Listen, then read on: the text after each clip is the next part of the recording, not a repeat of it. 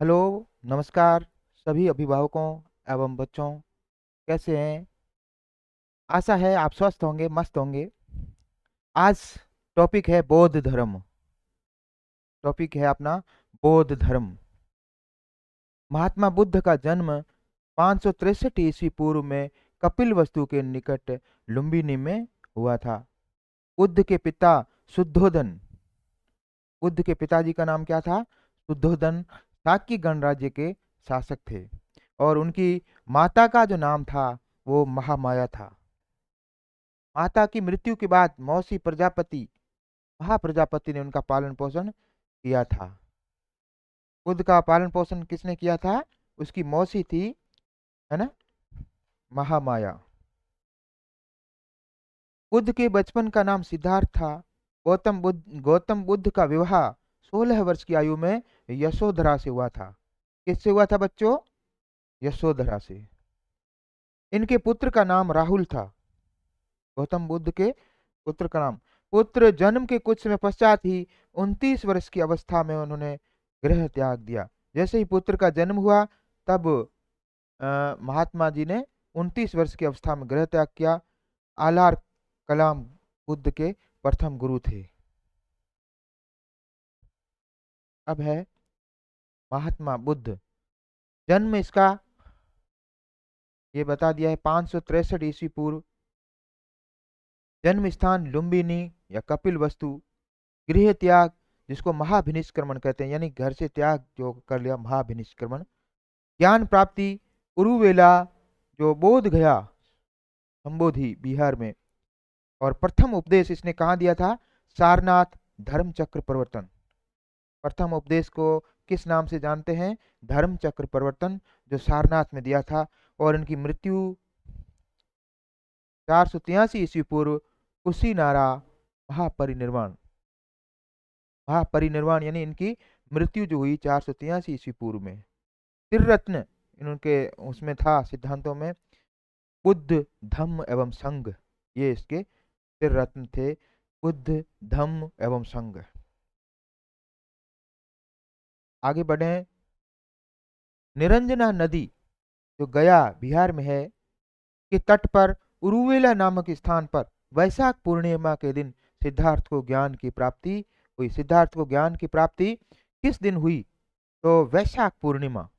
ये प्रश्न इंपॉर्टेंट बन सकता है, बच्चे ध्यान देंगे। अ, जिसके बाद वे बुद्ध कहलाए। अच्छी बात है, देखो। निरंजना नदी के तट पर उरुवेला नामक स्थान पर वैशाख पूर्णिमा के दिन सिद्धार्थ को ज्ञान की प्राप्ति हुई। इसके बाद वे बुद्ध कहलाए। बौद्ध धर्म के सिद्धांत 4 सत्यों पर आधारित हैं। बौद्ध धर्म के जो सिद्धांत है वो कितने सत्यों पर आधारित हैं? 4 सत्यों पर आधारित हैं। आर्य सत्य, अब वो जिन्हें 4 आर्य सत्य कहा जाता है, जो निम्नलिखित हैं। जीवन दुखमय है, यानी जीवन में दुख तो आते ही रहते हैं, तो जीवन दुखमय है, पहला। दूसरा है तृष्णा, लालसा, मोह आदि सांसारिक जीवन के कारण है। वह तृष्णा या लालच इस प्रकार से मोह मन में कहेंगे तो उनसे दुख पनपेंगे ही। तृष्णा, लालसा, मोह आदि को समाप्त कर सांसारिक जीवन से मुक्ति पाई जा सकती है। जिस व्यक्ति में ये नहीं है वो सुखी जीवन जीता है।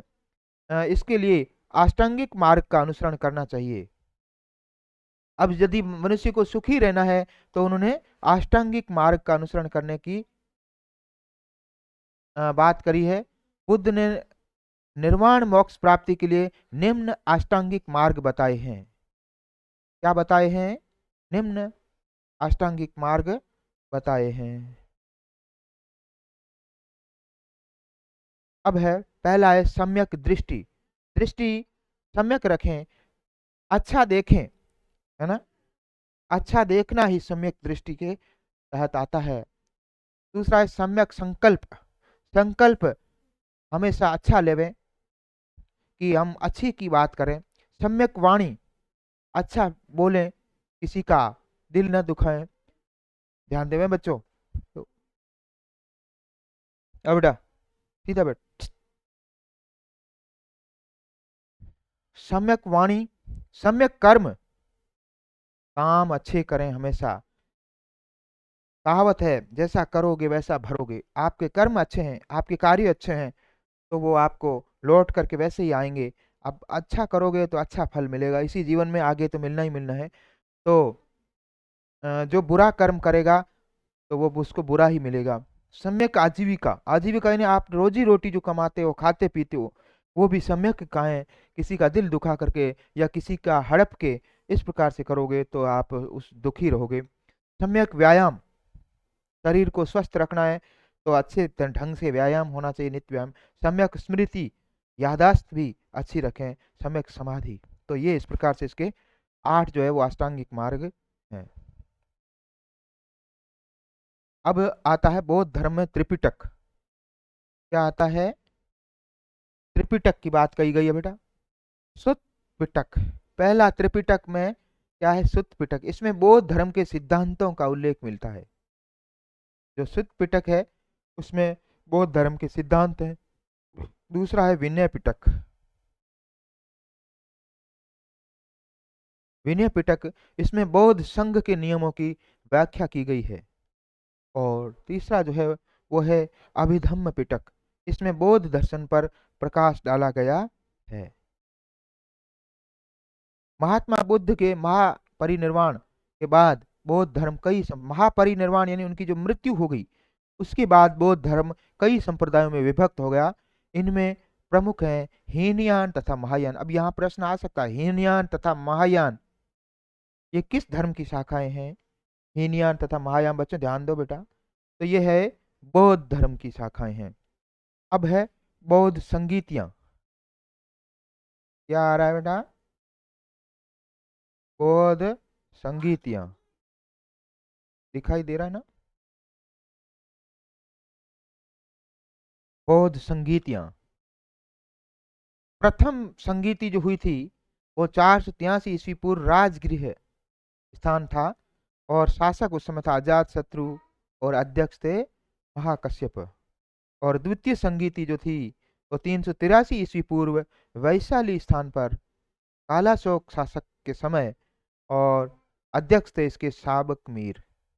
तृतीय संगीति 250 ईस्वी पूर्व में पाटलिपुत्र में हुई थी। शासक उस समय अशोक थे और अध्यक्ष थे मोगलीपुत्र तिस्म।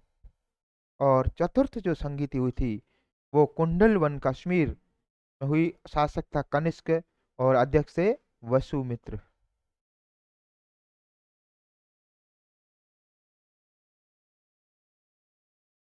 तो इस प्रकार से बौद्ध धर्म के बारे में अपन ने आज डिस्कशन किया है, इसकी थ्योरी पर थोड़ा सा, और जितना हो सके इसके एमसीक्यूज में बताएंगे।